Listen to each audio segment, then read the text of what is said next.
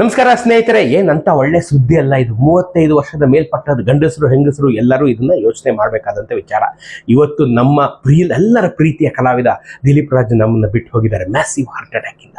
ನೆನ್ನೆ ನಮ್ಮ ಆಕಾಶವಾಣಿಯ ಹೆಮ್ಮೆಯ ಉದ್ಘೋಷಕಿ ನಾಗಮಣಿ ಎಸ್ ರಾವ್ ಅವರ ಪುತ್ರ ನಾನು ಪರಿಚಯಸ್ಥರು 1 ತಿಂಗಳ ಹಿಂದಷ್ಟೇ ನಾನು ಅವರ ಇಂಟರ್ವ್ಯೂ ಮಾಡ್ಕೊಂಡು ಬಂದಾಗ ಲವಲವಿಕೆಯಿಂದ ಓಡಾಡ್ಕೊಂಡಿದ್ದಂಥ 56 ವರ್ಷದ ಯುವಕ ತೀವ್ರ ಹೃದಯಾಘಾತದಿಂದ ನಿನ್ನೆ ನಮ್ಮನ್ನೆದಾಗಲಿದ್ದಾರೆ.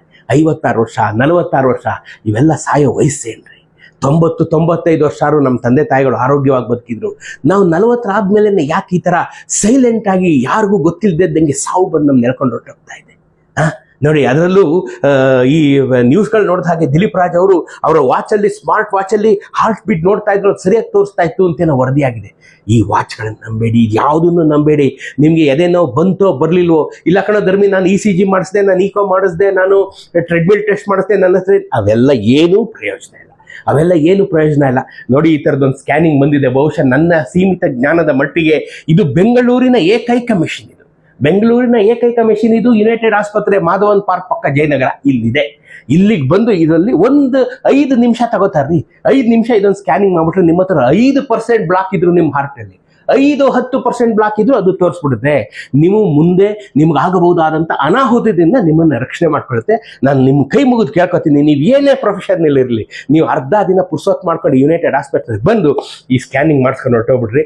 ನೀವು ಹಾರ್ಟ್ ಕ್ಲೀನ್ ಆಗಿದೆ, ನೆಮ್ಮದಿ. ಇಲ್ಲಾಂದ್ರೆ ನಿಮ್ಮ ನಂಬ್ಕೊಂಡು ಹೆಂಡತಿ, ಮಕ್ಕಳು, ಕೆಲಸ, ತಂದೆ ತಾಯಿ, ಸಾಲ, EMI, ಬಡ್ಡಿ, ಸೈಟು, ಮನೆ ಎಲ್ಲ ನೀವು ಇಟ್ಕೊಂಡು ತಲೆ ಮೇಲೆ ಓಡಾಡ್ತಿರ್ತೀರಾ. ಸಡನ್ ಆಗಿ ಹೊರಟೋಗ್ಬಿಟ್ರೆ ಯಾರಿಗೆ ಜವಾಬ್ದಾರಿ? ನಾನು ಫಿಟ್ನೆಸ್ ಫ್ರೀಕು, ನಾನು ಸ್ಪೋರ್ಟ್ಸ್ ಮನ್ನು, ನಾನು ಅದು ಲೊಟ್ಟ ಲಸ್ಕಿ ಏನು ನಡೆಯಲ್ಲ. ತಿಳ್ಕೊಂಬಿಡಿ, ಇವತ್ತಿನ ದಿನಮಾನದಲ್ಲಿ ಈ ಕಲಿಕಾಲದಲ್ಲಿ ಏನು ನಡೆಯಲ್ಲ. ನೀನು ನನ್ನ ಅತ್ಯಾಪ್ತ ಸ್ನೇಹಿತ ಯೋಗಪಟು, ನನ್ನ ಅತ್ಯಾಪ್ತ ಸ್ನೇಹಿತ ಕಳೆದ ತಿಂಗಳು ಬೈಪಾಸ್ ಸರ್ಜರಿ ಮಾಡಿಸ್ಕೊಂಡ. ಜೀವನದಲ್ಲಿ ಒಂದೇ ಒಂದು ಕೆಟ್ಟ ಅಭ್ಯಾಸ ಇಲ್ಲದ ನನ್ನ ಅತ್ಯಾಪ್ತ ಸ್ನೇಹಿತ ಬೈಪಾಸ್ ಸರ್ಜರಿ ಮಾಡಿಸ್ಕೊಂಡ. ಗುರು, ಇನ್ನು ಅದಕ್ಕಿಂತ ಏನ್ ಹೇಳ್ತೀಯಾ? ಇದನ್ನ ಲೈಟ್ ಆಫ್ ತಗೋಬೇಡಿ.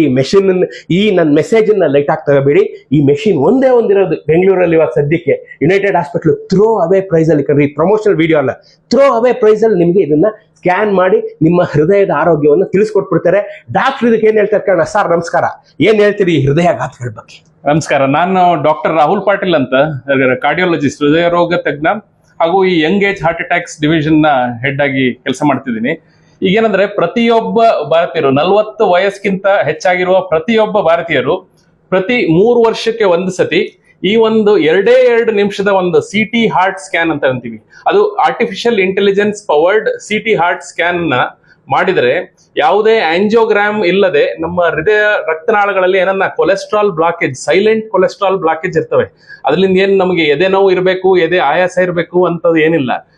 40 ವಯಸ್ಪಟ್ಟ ಪ್ರತಿಯೊಬ್ಬ ಭಾರತೀಯರು, ಅದು ಇದರಲ್ಲಿ ಏನೋ ಶುಗರು, BP, ಕೊಲೆಸ್ಟ್ರಾಲ್ ಹಂಗೇನಾದ್ರೂ ಇದ್ದವರಂತೂ ಸ್ಪೆಷಲ್ ಆಗಿ ಮಾಡಿಸ್ಬೇಕು. ಈ ಒಂದು 2 ನಿಮಿಷದ ಒಂದು CT ಹಾರ್ಟ್ ಸ್ಕ್ಯಾನ್ ಅಲ್ಲಿ ನಮ್ಗೆ ಸೈಲೆಂಟ್ ಕೊಲೆಸ್ಟ್ರಾಲ್ ಬ್ಲಾಕೇಜ್ ಅನ್ನ ಪತ್ತೆ ಹಚ್ಚಬಹುದು. ಈ ಸಾಧಾರಣವಾಗಿ ಮಾಡುವ ECG, ಎಕೋ, ಟ್ರೆಡ್ಮಿಲ್ ಅಲ್ಲಿ ಈ ತರ ಸೈಲೆಂಟ್ ಬ್ಲಾಕೇಜ್ ಅನ್ನ ಪತ್ತೆ ಹಚ್ಚುವ ಚಾನ್ಸ್ ಬರೀ ಒಂದು 60% ಇದ್ರೆ, ಈ ಒಂದು CT ಸ್ಕ್ಯಾನ್ ನ ನಾವು ಸೇರಿಸ್ಕೊಂಡ್ರೆ 95-99% ಶ್ಯೂರಿಟಿಯಲ್ಲಿ ನಾವು ಈ ತರ ಸೈಲೆಂಟ್ ಬ್ಲಾಕೇಜ್ ನ ಪತ್ತೆ ಹಚ್ಚಬಹುದು. ಈ ತರ ಪತ್ತೆ ಹಚ್ಚಿದಾಗ ಒಂದು ಸಿಂಪಲ್ ಆಗಿ ಕೊಲೆಸ್ಟ್ರಾಲ್ ಕಂಟ್ರೋಲ್, ಕೊಲೆಸ್ಟ್ರಾಲ್ ಟ್ಯಾಬ್ಲೆಟ್ಸ್ ಅನ್ನ ಸ್ಟಾರ್ಟ್ ಮಾಡಿ, ಇದರಿಂದ ಯಾವುದೇ ಮುಂದೆ angiogram, heart attack, bypass surgery ಅದು ಏನು ಆಗ್ಲಾರ್ದಂತಾನೆ ನಾವು ನೋಡ್ಕೋಬಹುದು.